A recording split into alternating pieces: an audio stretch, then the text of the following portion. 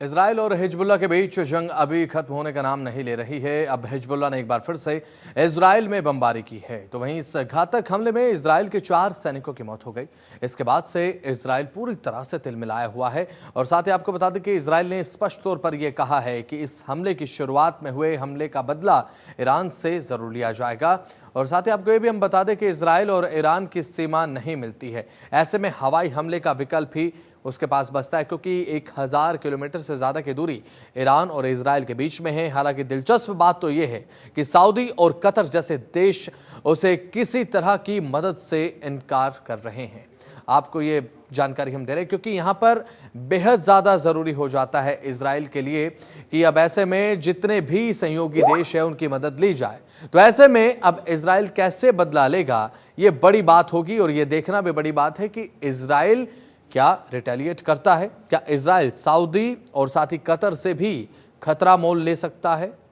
और साथ ही हिजबुल्लाह के ड्रोन हमले से संघर्ष क्या और भी बढ़ जाएगा, क्योंकि पहले से ही गतिरोध बेहद ज्यादा है। अब ईरान लगातार इजराइल को धमकी तो दे रहा है। तो वहीं अब पिछले कुछ दिनों की बात करें तो ईरान में 2 बार भूकंप के झटके लग चुके हैं, जिससे आशंका यह है कि क्या ईरान ने परमाणु परीक्षण किया है। क्योंकि अब ऐसे में जब भूकंप के झटके लगते हैं तो परमाणु परीक्षण की तरफ भी एक इशारा जाता है। और जब इतना गतिरोध हो तो ये लाजमी होता है। अगर किया है तो इसका आने वाले समय में क्या मायना है, क्या प्रभाव है, ऐसे ही तमाम बातों को लेकर तहकीक से करेंगे चर्चा। हमारे साथ हमारे खास मेहमान डिफेंस एक्सपर्ट जुड़ चुके हैं, रिटायर्ड विंग कमांडर हमारे साथ जुड़ चुके हैं। प्रफुल्ल बख्शी जी, आपका बहुत बहुत स्वागत है जनतंत्र टीवी पर।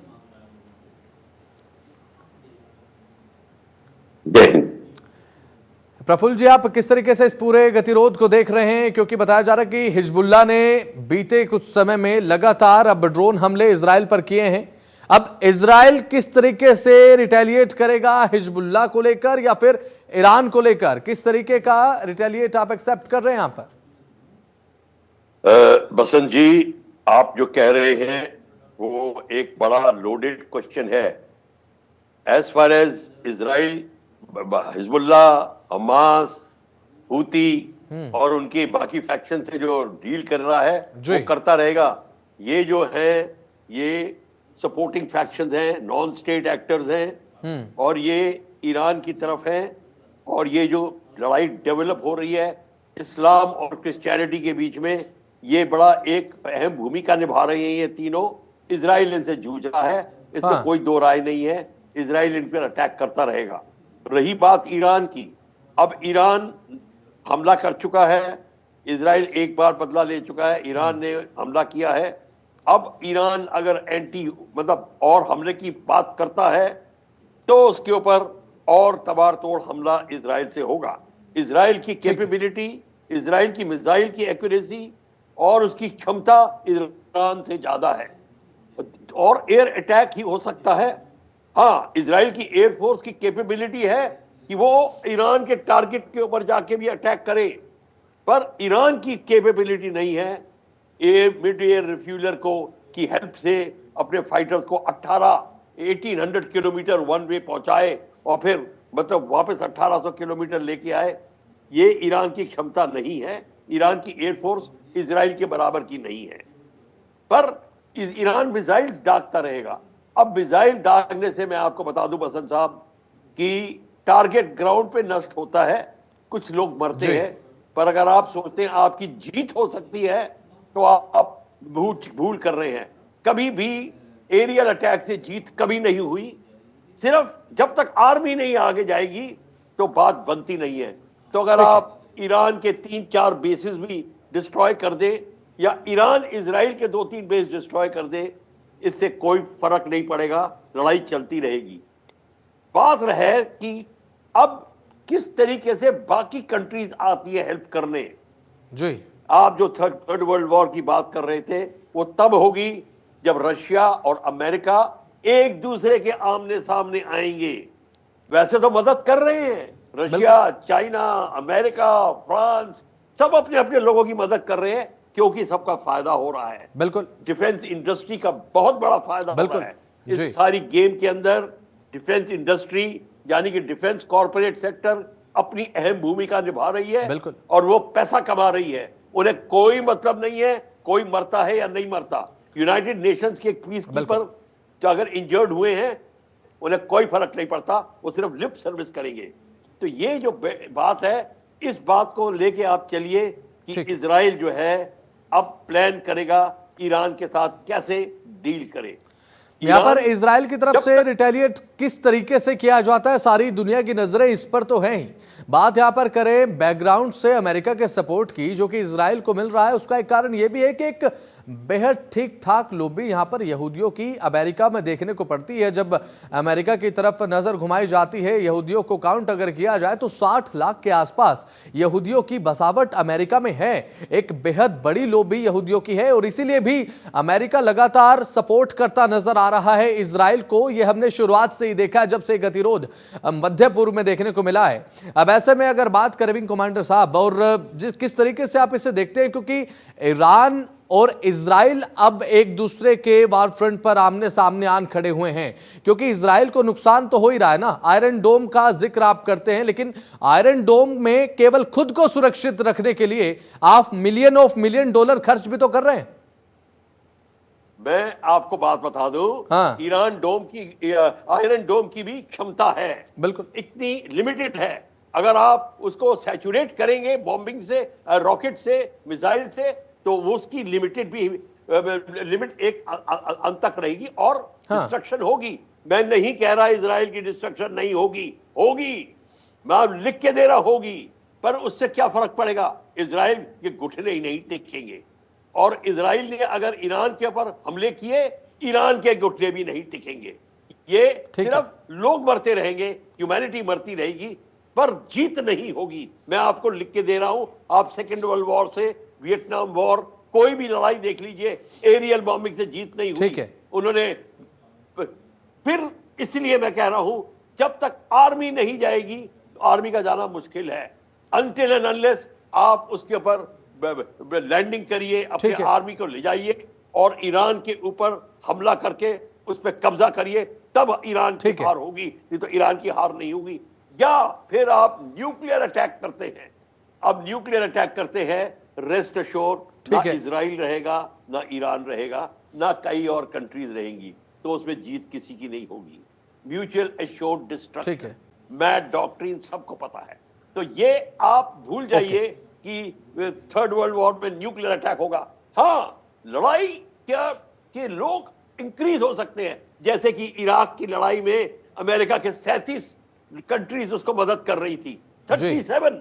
उसका मतलब थोड़ी सा वर्ल्ड वॉर थी, सब अपना अपना फायदा देख रहे थे। और इस समय ज्यूज की आप बात कर रहे हैं, ज्यूज की लॉबी मैक्सिमम डिफेंस चलाती है। यूनाइटेड स्टेट्स की सबसे पैसा कमाया जा रहा है। ये आप मत भूलिए कि अमेरिका की इकोनॉमी ज्यूज चला रहे हैं, तो इसलिए अमेरिका को फिक्र है। सबसे सफल वर्ग में इन्हें काउंट किया जाता है, जैसा कि आपने जिक्र किया, और ये तो देखिए सत्य है। अब यहां पर बात यहूदियों की करें तो भले ही बेहद ज्यादा जो इनकी जनसंख्या वो भले ही नहीं है, लेकिन एक सक्सेस को लेकर जो अनुपात आता है वो बेहद ज्यादा है साहब, ये तो पूरी दुनिया जानती है। लेकिन यहां पर अगर बात हम इस गतिरोध की करें, अमेरिका तो देखिए लगातार अब इजराइल को सपोर्ट करता नजर आ रहा है। तो क्या बेंजामिन नेतन्याहू की महत्वाकांक्षाएं इस पूरे गतिरोध को लेकर भारी पड़ती नजर आ रही हैं? क्या महत्वाकांक्षाओं का ही ये परिणाम है कि 8 वॉर फ्रंट पर इजराइल आज खड़ा है और अकेला जूझ रहा है? बिल्कुल, इजराइल कब 8 फ्रंट पे नहीं जूझा? 1967 की वॉर, 1973 की वॉर, 1948 की वॉर, 7 कंट्रीज थी उसके खिलाफ, अभी भी है। वो कौन सी बात है? मेरे को तो कोई नई नजर आ रही। इजराइल करेगा, क्योंकि इजराइल को सपोर्ट करने के लिए अमेरिका लगातार आपको देगा। फ्रांस से उसको एम्यूनिशन आएगा, ग्रेट ब्रिटेन से, जर्मनी से, यानी कि पूरी नेटो की कंट्रीज इजराइल के साथ है। ठीक है। और उनके खिलाफ चाइना ईरान के साथ है। ये आपको बता दूं, चाहे वॉर्सो पैक्ट कंट्रीज चली गई हैं, नेटो कंट्रीज का जो सामना करने के बनी थी, पर अब जो कंट्रीज आएंगी वो इस्लाम बेस्ड कंट्रीज होंगी जो नेटो का सामना करेंगी। आप चाहे उंगलियों पे गिन लीजिए। इसीलिए जो चाहे पार्लियामेंट्री लैंग्वेज सब बोलना की कोशिश करते हैं, मैं आपको कह रहा हूं ये रिलीजियस वॉर है क्रिश्चियनिटी और इस्लाम के बीच में। इसमें ज्यूज इंक्लूडेड हैं, तो on the side of Christianity. ये है सारा गेम, और इसको मुल्ले और रिलीजियस एलिमेंट तूल दे रहे हैं डिवाइडेड करके। अक्लमंदी सऊदी अरेबिया ये दिखा रहा है कि अब उसको अपनी जर और जमीन और तिजारत रिलीजन से आगे बढ़ के नजर आती है। हाँ। वो सबक सीख गया है। और कटार जैसे जो 2-3 कंट्रीज और है, जॉर्डन को ले लीजिए, ठीक है, अब वो इतना कीन नहीं है लड़ने के लिए इजराइल से जो पहले था, ना इजिप्ट है। तो इस बात को भी आप इक्वेशन में डालिए कि ये कंट्रीज में नहीं रहेगी ईरान के साथ, तो कौन रहेगा? लेबनान, सीरिया में तो लड़ाई हो रही है, और बेका वैली में जो सबसे बड़ी लड़ाई हुई थी 82-83 में, 92 मिग-20 एयरक्राफ्ट गिराए गए थे, उस समय ड्रोन का इस्तेमाल हुआ था। मैं रिपीट कर रहा हूं, 1982 में ड्रोन्स का इस्तेमाल हुआ था। तो आप ये जो मामला चल रहा है, और ड्रोन जो है जिसने अटैक प्रफुल्ल बख्शी साहब, अब ये कह सकते हैं कि पूरा सिमेटिक एरिया, ये पूरा सामी एरिया जो है, अब रीजनल वॉर से तो जूझ ही रहा है। अब ऐसे में क्या इसके बावजूद भी कोई डिप्लोमेटिक डायलॉग की गुंजाइश बचती है या नहीं? ये है, गुंजाइश है, और डिप्लोमेटिक डायलॉग के लिए इस समय आंखें उठ रही हैं भारत की तरफ। बिल्कुल, भारत की बात नाम आ रहा है, हालांकि अभी डायरेक्टली किसी ने इनवाइट नहीं किया प्राइम मिनिस्टर मोदी को या इंडिया को। और यूनाइटेड नेशंस में हमारे 790 या 800 सैनिक हैं।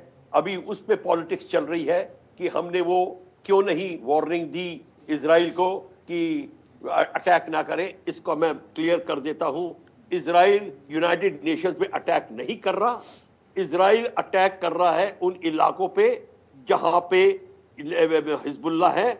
अगर यूएन ट्रूप्स क्लोज बाई है तो कोलैटरल डैमेज में उनका नुकसान हो रहा है, तभी इंजरी हुई है।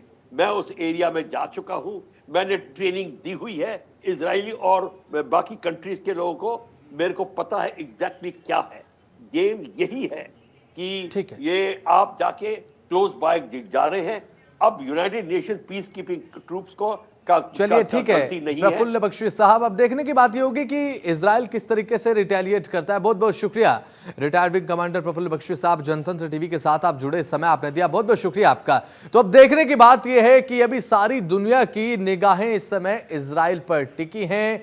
अब किस तरीके से इजराइल विल रिटेलिएट और नॉट। कार्यक्रम में इतना ही, देखते रहें जनतंत्र। नमस्कार।